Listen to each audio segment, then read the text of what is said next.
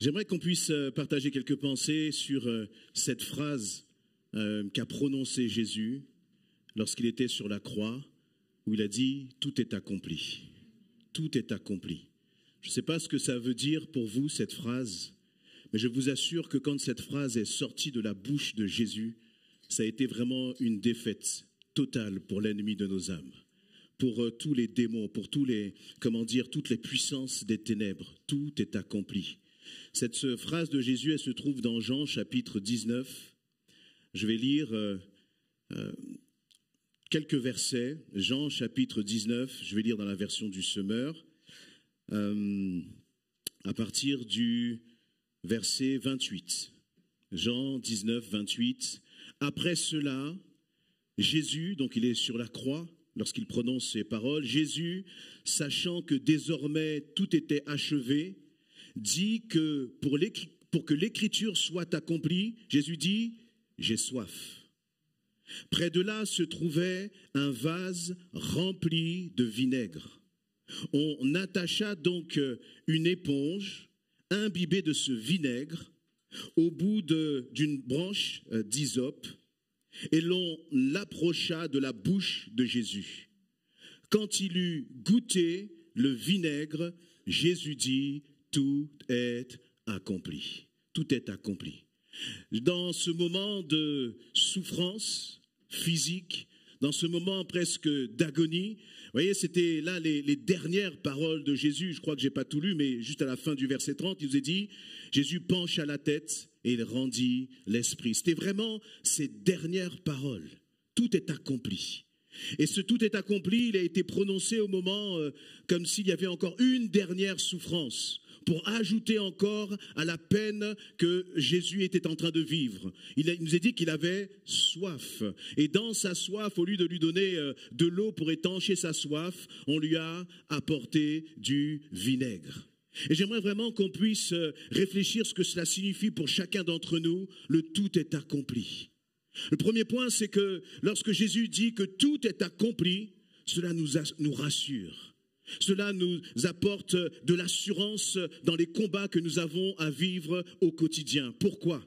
Parce que pour que ce tout accompli soit prononcé par Jésus, il a fallu que Jésus puisse tenir ferme. Il a fallu que Jésus puisse faire face à des trahisons. Il a fallu que Jésus puisse faire face à la haine même de ceux qui étaient proches de lui. Pour que ce tout est accompli soit prononcé à la croix, il a fallu que pendant finalement des siècles et des siècles, l'Éternel puisse veiller sur l'accomplissement de sa parole, puisse veiller sur l'accomplissement de ses promesses. Voyez, en quelques phrases, en quelques mots finalement, cela résume le fait que Dieu est le divin chef d'orchestre. Il veille sur tout. Il n'y a aucune de ces promesses qui n'a jamais été réalisée. Il n'y a aucune de ces promesses qui n'ait jamais été réalisée. Amen. Et le Seigneur va dire je crois que c'est dans Ésaïe 55, que sa parole, Ésaïe 55, 11, que sa parole ne reviendra pas à lui sans produire son effet. Est-ce que tu veux bien me l'afficher, ma sœur? Ésaïe 55, 11. Il n'y a plus Ésaïe dans la Bible sur l'ordinateur. Il arrive.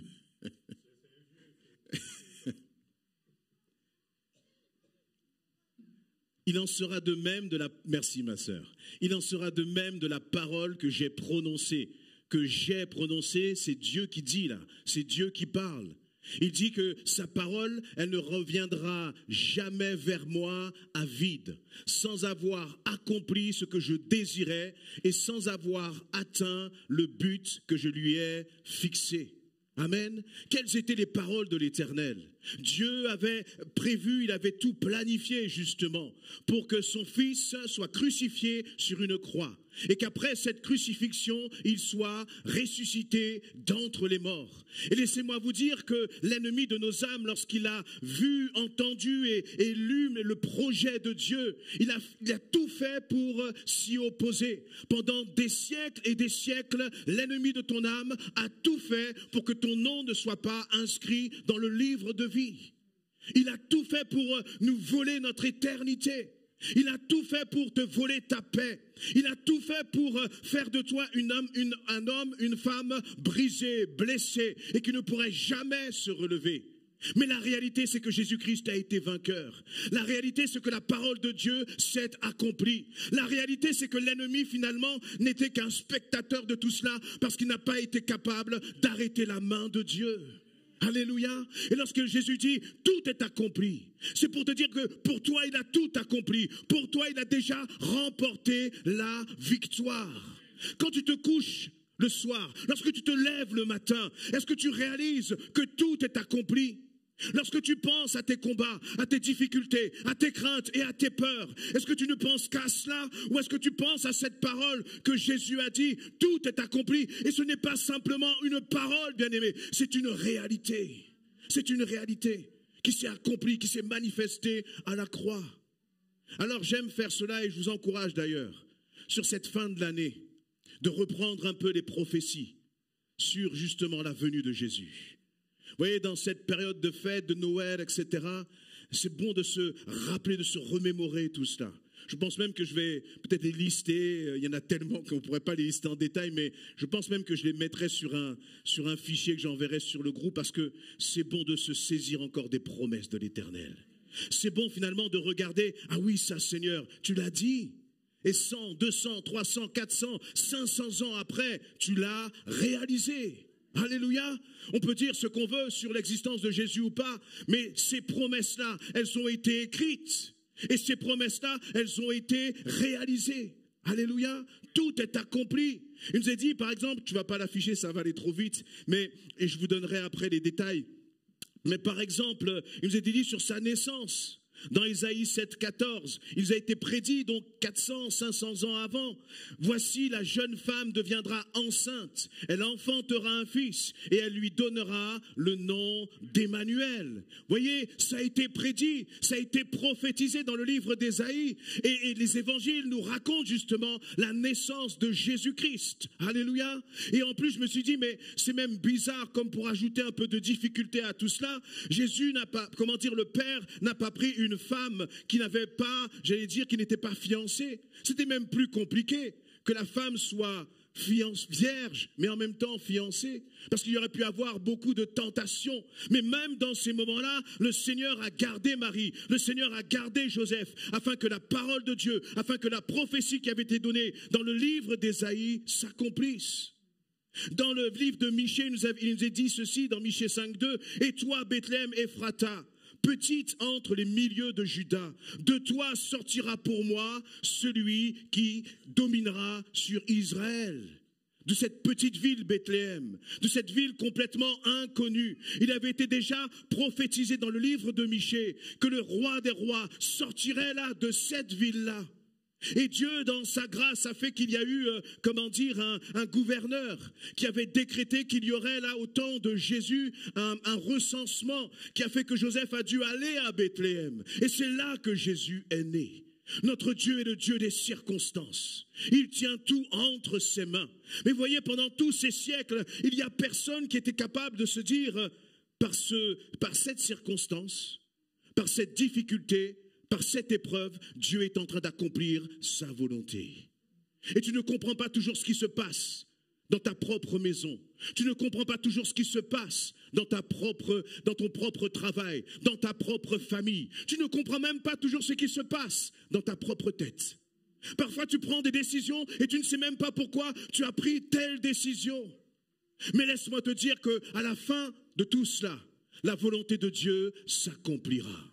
Nous n'avons pas besoin de comprendre.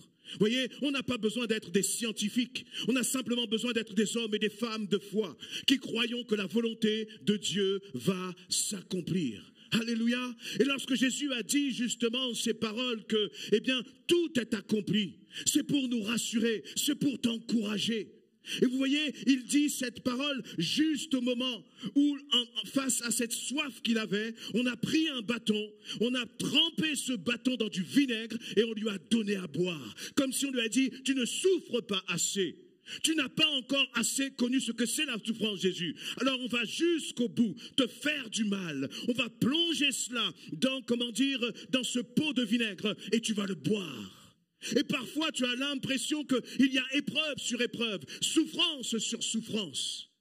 Mais vous savez que même là, c'est Jésus qui était au contrôle. Parce qu'il nous est dit juste avant, dans ce que j'ai lu tout à l'heure, que verset 28, Jean 19, 28, après cela, Jésus, sachant que désormais tout était achevé, dit, pour que l'écriture soit accomplie, j'ai soif.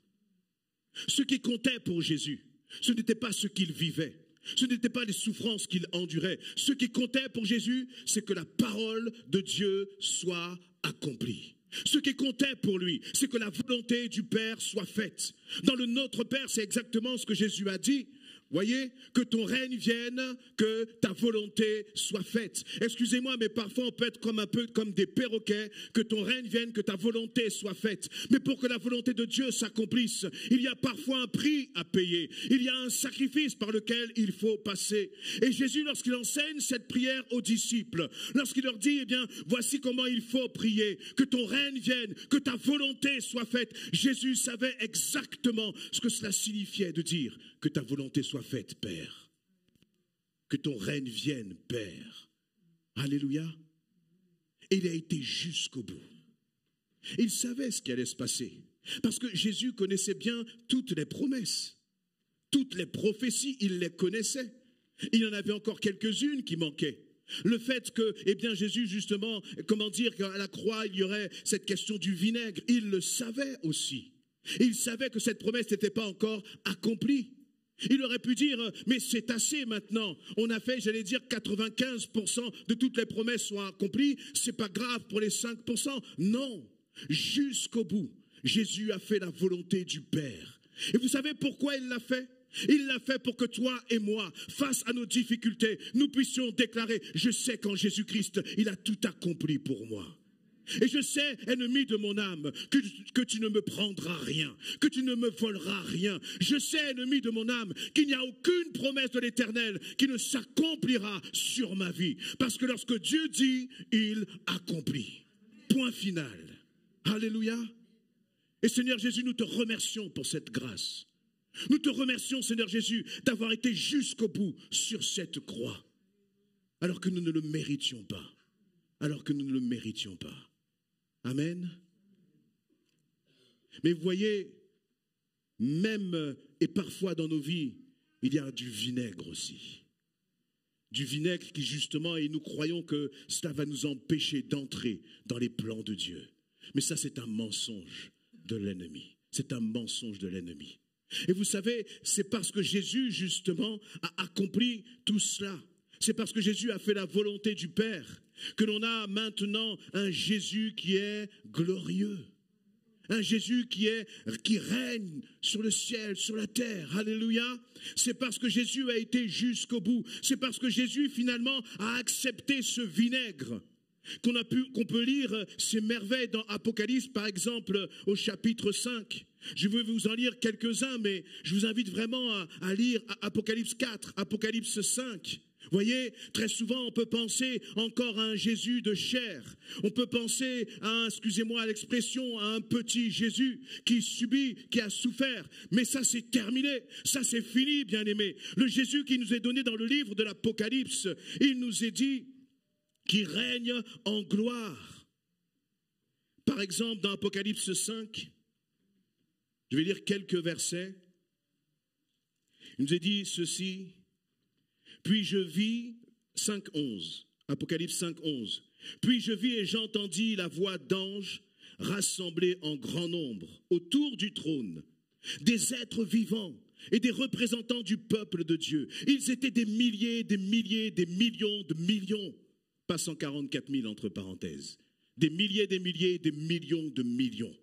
Et ils disaient d'une voix forte, il est digne l'agneau qui fut égorgé de recevoir la puissance, la richesse, la sagesse et la force, l'honneur et la gloire et la louange, en toutes les créatures dans le ciel, sur la terre, sous la terre et sur la mer, tous les êtres qui peuplent l'univers, je les entendis proclamer à celui qui siège sur le trône et à l'agneau, soit louange et honneur, gloire et puissance pour toute éternité. Les 4 êtres vivants répondaient « Amen ». Et les représentants du peuple de Dieu se prosternèrent et adorèrent. Alléluia. Est-ce que ce n'est pas un Jésus qui est grand et glorieux là, qui nous est décrit? Amen. Mais si, vous voyez, si on s'arrête à ce que l'on voit, si on s'arrête à ce Jésus qui est sur la croix, si on s'arrête à ce Jésus-là qui est en train de prendre du vinaigre, on oublie toute la dimension glorieuse de notre Jésus. Et parfois, face à nos difficultés, face au vinaigre que tu dois avaler aujourd'hui peut-être, tu oublies toute la gloire de l'Éternel que l'Éternel veut manifester. Mais il faut accepter de passer par là, bien-aimé. Il faut parfois accepter de passer aussi par cette croix. Il ne faut pas abandonner, il ne faut pas renoncer. Il ne faut pas baisser les bras à cause de ce que tu es en train de vivre. Parce que Jésus n'a pas baissé les bras pour toi. Et nous ne baisserons pas les bras pour notre Jésus. Alléluia, hors de question. Hors de question que nous baissions les bras dans l'adversité. Amen. Tout est accompli. Et c'est vraiment une grâce, un privilège. Vous savez, en tant qu'enfant de Dieu, on s'habitue. Mais laissez-moi vous dire que dans ce monde-là, ceux qui sont à l'extérieur, là, ils vivent les mêmes souffrances. Ils vivent les mêmes combats. Dans leur couple, dans leur famille, dans leur maison, avec leurs enfants, sur leur lieu de travail, ils vivent les mêmes choses que nous. Quelle est la différence? C'est qu'ils n'ont aucune espérance. Ils n'ont aucune assurance. Je me demande si tu es là peut-être aujourd'hui et que tu n'as pas donné ta vie à Jésus-Christ. Explique-moi, comment tu comptes t'en sortir? Explique-moi comment, demain, quand une mauvaise nouvelle va tomber, comment tu vas faire seul? Personnellement, je suis heureux, pas par moi-même, mais parce que j'ai donné ma vie à Jésus-Christ.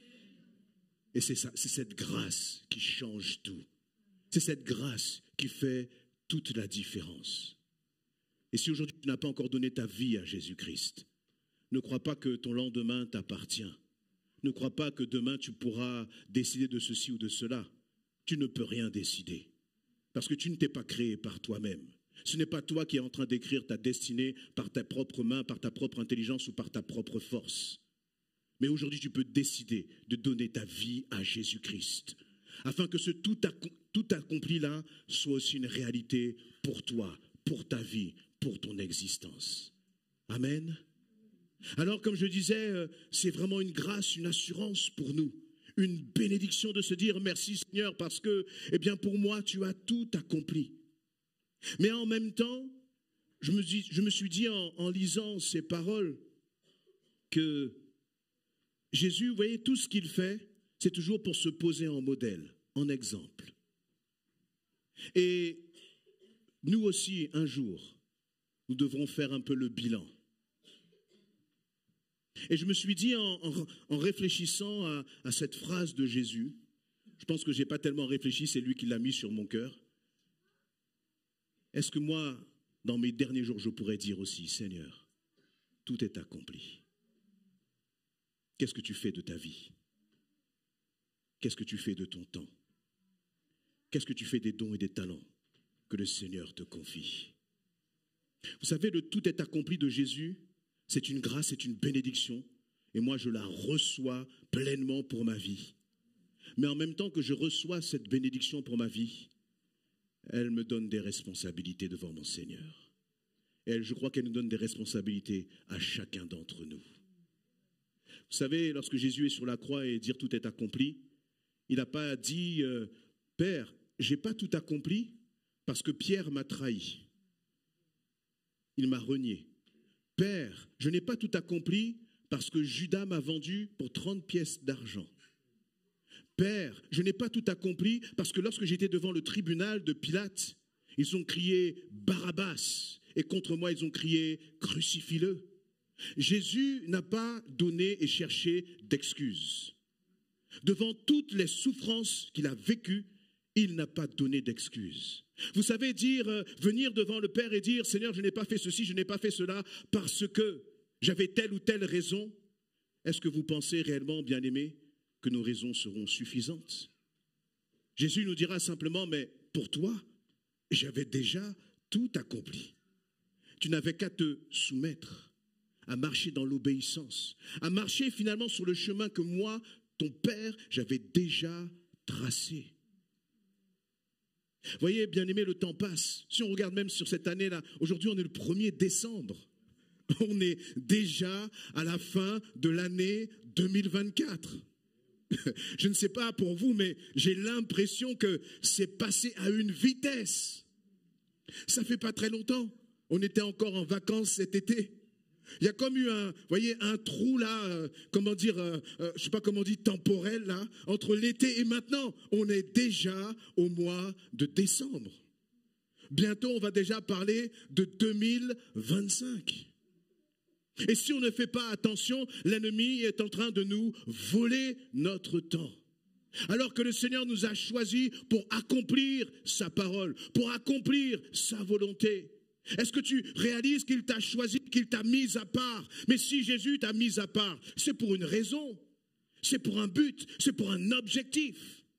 Ce n'est pas pour que nous soyons là comme des touristes sur cette terre, mais c'est que pour qu'à notre tour, la volonté du Père s'accomplisse à travers nos vies. À travers nos vies. Est-ce que tu sens la responsabilité que le Seigneur te confie? Est-ce que tu sens que le Seigneur s'attend à toi? Récemment, le pasteur avait prêché sur est-ce que le Seigneur peut compter, pas sur l'autre.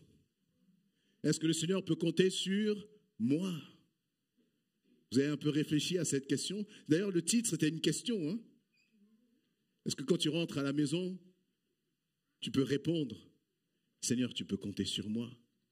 Alors je sais, dès qu'on commence à dire ça, on va commencer à penser à toutes nos faiblesses, à tous nos manquements, toute notre incapacité, etc. Mais Dieu n'est pas venu chercher des super-héros.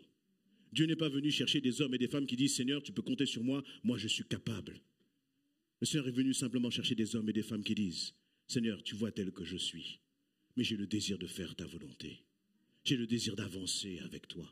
Et je sais, Seigneur, mon Dieu, que tu m'aideras à faire ce que toi, tu veux. Amen.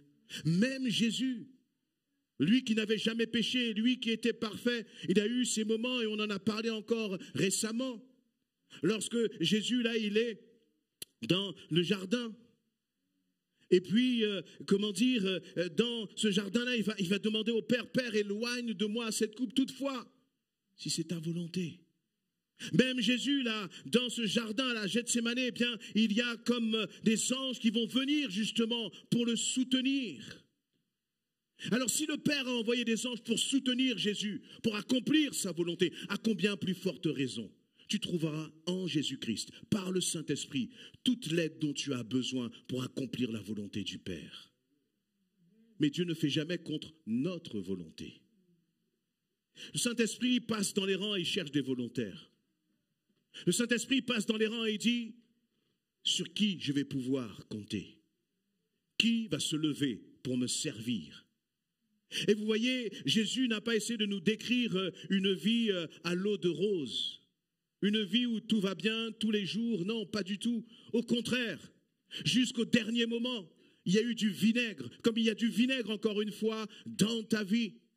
Et malgré tout cela, est-ce que toi, tu es capable de dire, Seigneur, je veux me lever? Dans Hébreux chapitre 9 au verset 27, il nous est dit qu'il est donné, et comme le sort de tout homme est de mourir une seule fois, après quoi il est jugé par Dieu.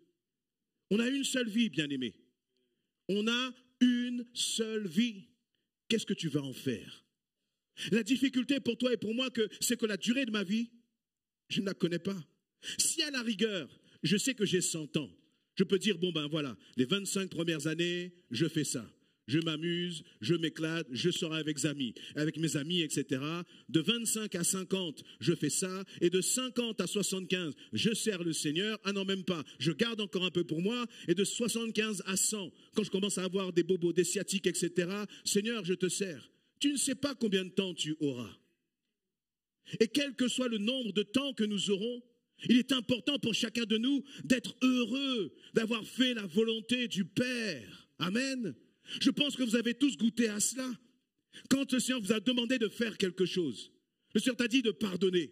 Le Seigneur t'a dit de t'humilier. Le Seigneur t'a dit d'aller voir le frère ou la sœur et de demander pardon. Le Seigneur t'a dit, va, lève-toi et comment dire, pose un acte d'amour sur celui qui t'a blessé. Tu as résisté, ça t'a fait mal, mais finalement tu l'as fait. Et quand tu l'as fait, qu'est-ce que tu as ressenti?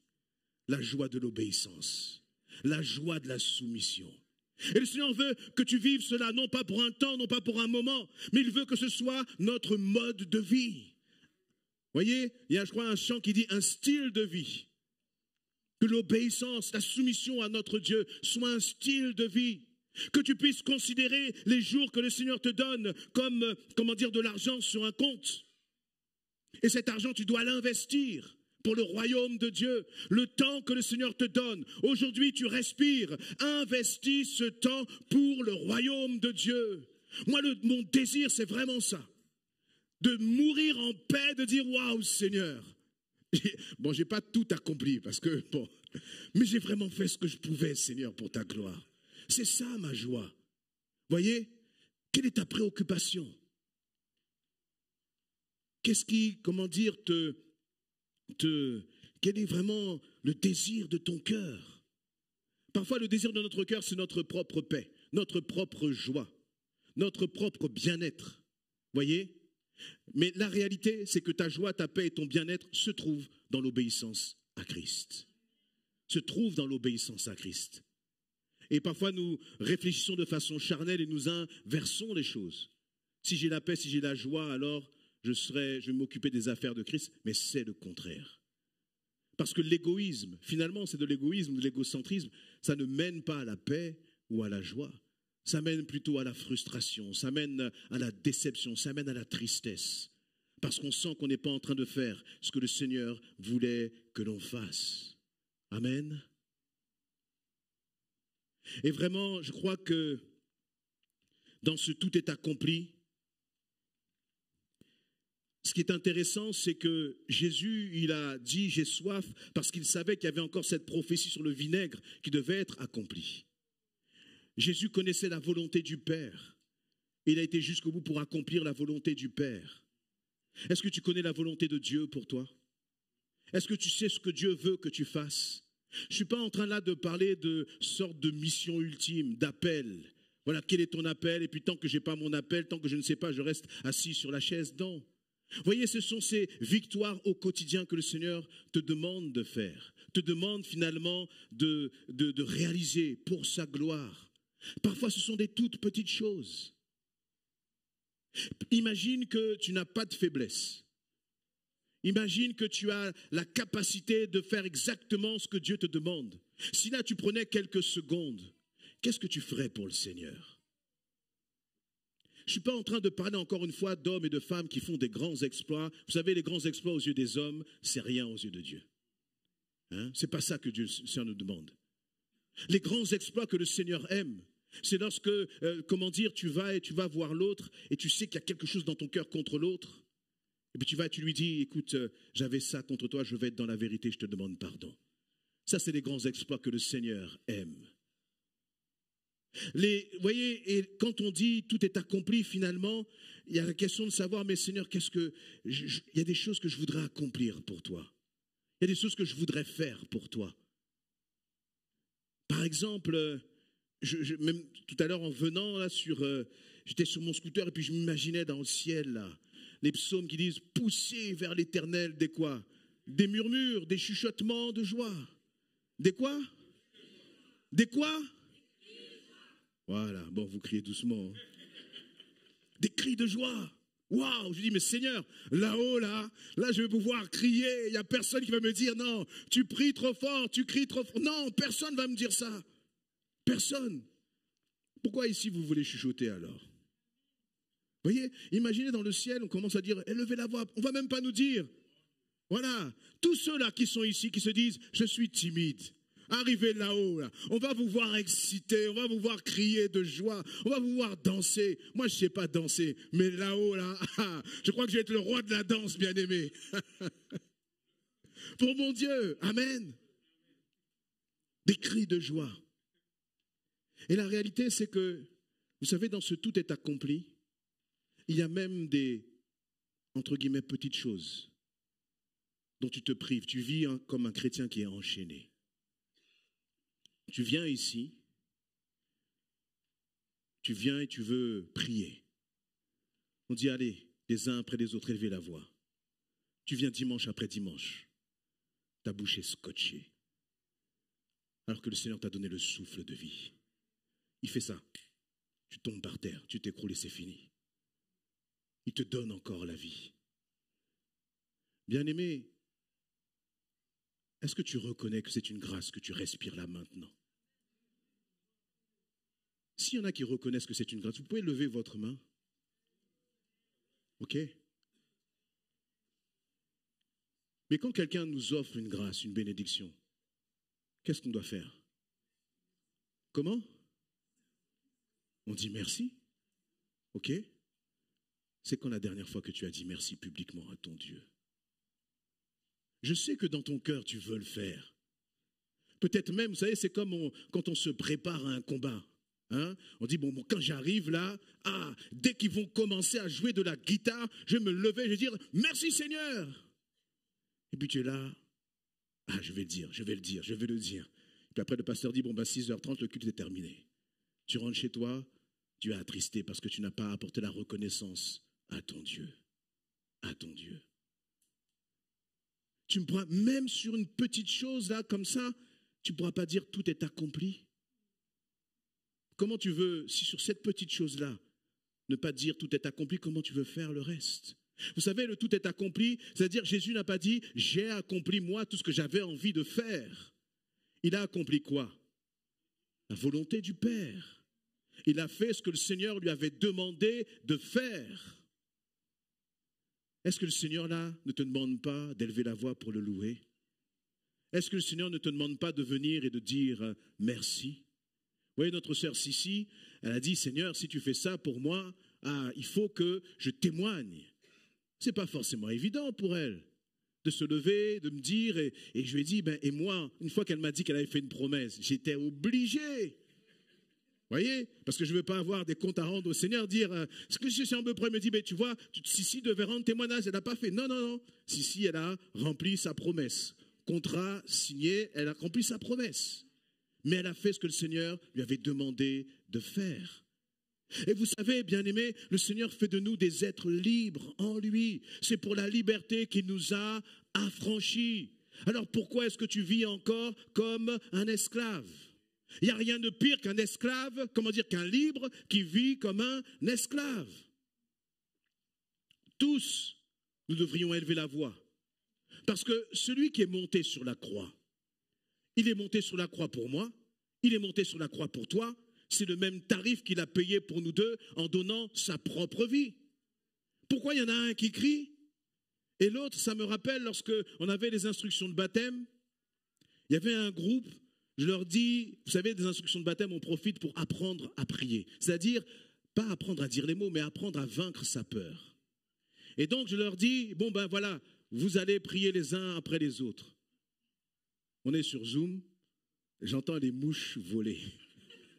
Je leur dis, mais qu'est-ce qui se passe? Il me dit, mais pasteur, nous on prie à l'intérieur. Je dis, vous voyez, qu'est-ce que c'est que cette affaire-là? Comment on prie à l'intérieur? Non, la réalité, c'est que nous laissons la peur être notre maître. Et ça, c'est hors de question. C'est hors de question. Parfois même dans le tout est accompli, tu voudrais réaliser des choses pour le Seigneur. Mais en fait, à cause de tes angoisses, à cause de tes craintes, à cause de tes peurs, à cause de la timidité, à cause de peut-être de ce que tu as vécu dans le passé, tu t'empêches d'entrer pleinement dans ce que le Seigneur veut que tu fasses. Mais il y a un moment, il faut bien comprendre que ce que je suis en train de faire, ce n'est pas pour moi. Ce n'est même pas pour que je sois bien, ce n'est même pas pour que je me réjouisse, mais c'est encore une fois pour que la volonté du Père soit accomplie. Et de même que Jésus était sur cette croix et que malgré qu'il ait pris ce vinaigre, il y a eu une victoire extraordinaire. Tu n'as pas idée des victoires extraordinaires que Dieu veut réaliser à partir d'un simple pas d'obéissance. À partir d'un simple pas d'obéissance, bien-aimé. Tout est accompli. Est-ce que pour toi, tu pourras dire aussi, Seigneur, il faut vraiment qu'à travers ma vie, tout soit accompli. Et laissez-moi vous dire que le tout est accompli, là, on n'est pas dans de l'hypocrisie. On a des vies authentiques devant le Seigneur. Les maris, là, quand vous allez être devant le Seigneur, quand vous allez être devant le Seigneur et que, eh bien, il va dérouler sa vie devant vous, est-ce que vous pourrez dire, Seigneur, tu m'as confié une épouse, et pour cette épouse que tu m'as confiée, j'ai tout accompli. Les hommes, les maris, là, voilà, devant le Seigneur, est-ce qu'on pourra dire cela? Hein? Et vous voyez, ce n'est pas la peine de, de venir et de parader dans l'église, de venir faire des services, etc. Vous voyez, si nous ne sommes pas des hommes selon le cœur de Dieu, des époux selon le cœur de Dieu, si nous n'aimons pas notre épouse comme Christ a aimé l'église, est-ce que tu pourras dire, Seigneur, j'ai tout accompli? J'ai tout accompli. Le Seigneur ne te demande pas d'être un Moïse qui va mener 1 million, je ne sais pas combien de millions de personnes à travers Israël. Non, il dit, prends soin de ton épouse. Sois un modèle pour tes enfants. Sois un exemple pour tes enfants. Un exemple véritable, réel, authentique. Les épouses, quand vous allez être devant le Seigneur ne va pas vous dire, oui, je comprends, tu n'as pas fait ma volonté, parce qu'il était ceci, parce qu'il était ceci. Non. Il leur demandera, est-ce que tu as tout accompli? Parce que moi, Jésus-Christ, je me suis donné à la croix. Je suis mort pour toi. J'ai livré les dominations là, en spectacle. Je les ai vaincus par mon sang précieux, afin que toi, tu aies toute la force nécessaire pour être une épouse selon le cœur de Dieu dans ta maison. Afin que toutes les excuses soient balayées par le sang précieux que j'ai fait couler pour toi, afin que tu sois cette épouse selon le cœur de Dieu. Les jeunes, lorsque, voyez, et je suis de plus en plus décidé à cela, un jeune qui donne sa vie à Christ. Moi, je ne vais pas regarder si tu as 14 ans, non, tu donnes ta vie à Christ, tu dois être un soldat de Jésus-Christ. Tu donnes ta vie à Christ, tu dois apprendre à marcher avec détermination pour le Seigneur. Le Seigneur ne te demande pas d'être parfait, mais est ce cœur qui dit, Seigneur, je veux être ce jeune selon ton cœur. Afin, Seigneur éternel, mon Dieu, que lorsque tu reviendras, je serai dans la joie de dire, tout est accompli. D'ailleurs, je crois que ce n'est même pas nous qui allons le dire. C'est Jésus qui va dire, hey, bon et fidèle serviteur, bonne et fidèle servante, entre dans la joie de ton maître, entre dans la joie de ton Seigneur. Alors jeune, dis-moi, pourquoi tu vis? Pourquoi tu respires? Quelles sont tes préoccupations? À quoi est-ce que tu passes ton temps? Est-ce que tu te lèves le matin en disant, Seigneur, il faut que ma vie te serve? Mais cette vie-là, c'est une vie où tu dois boire du vinaigre, mon frère, ma sœur. C'est une vie où tu dois boire justement parfois du renoncement. Mais le vinaigre ne doit pas te faire peur, parce que tu dois regarder à Jésus-Christ, tu dois regarder à cette victoire extraordinaire et dire, cette victoire, elle est pour moi. Je veux que ma vie ait un sens. Je ne sais pas comment vous vous positionnez, bien-aimés. Mais moi, je ne me dis pas qu'en fonction de mon épouse, en fonction de mon travail, en fonction de mes enfants, je serai heureux. Non, je suis heureux parce que j'ai donné ma vie à Christ. Et il n'y a personne qui va me voler cela. Personne. Parce que Christ a tout accompli pour moi. Et le Seigneur veut vraiment vous encourager ce soir. Ne crois pas que parce que tu as des difficultés à la maison, ne crois pas que parce que tu es jeune et que tu as des mauvaises notes, ne crois pas qu'à cause des circonstances, à cause de tout le bain de vinaigre dans lequel tu te trouves aujourd'hui, ne crois pas que les choses sont terminées. Ne crois pas que tu peux te faire voler ta joie, parce que ta joie, elle te vient du Seigneur. Du Seigneur et uniquement de lui. Bien-aimé, celui qui est en Christ, c'est celui qui est capable de dire, voici ce que je vis, mais malgré tout ce que je vis, je suis heureux parce que Jésus est avec moi. Je suis heureux parce que je sais que le Seigneur n'a pas dit son dernier mot dans ma situation. Alléluia. Mais comme je le disais, ce tout est accompli nous appelle à prendre nos responsabilités devant le Seigneur. À prendre nos responsabilités devant le Seigneur. Et vraiment, c'est à quoi le Seigneur veut nous encourager. Je vais appeler le groupe de louanges. Vous savez, dans Deutéronome 30, 19, c'est un verset que l'on connaît bien, le Seigneur qui dit « Je prends aujourd'hui le ciel et la terre à témoin, je vous offre le choix entre la vie et la mort, entre la bénédiction et la malédiction. » Le Seigneur dit « Je t'offre le choix. » Est-ce que ce choix dépend des autres? Est-ce que ce choix dépend de ton environnement, des circonstances, de ton enfance, de ton parcours de vie? Non. Le Seigneur dit, je mets devant toi la vie et la mort. Je mets devant toi la malédiction et la bénédiction. Choisis la vie. Choisis la vie afin que tu vives. Bien-aimé, si toi tu dis, je choisis la vie, est-ce qu'il y a quelqu'un qui peut venir s'opposer à cela? Il n'y a personne. Il n'y a personne.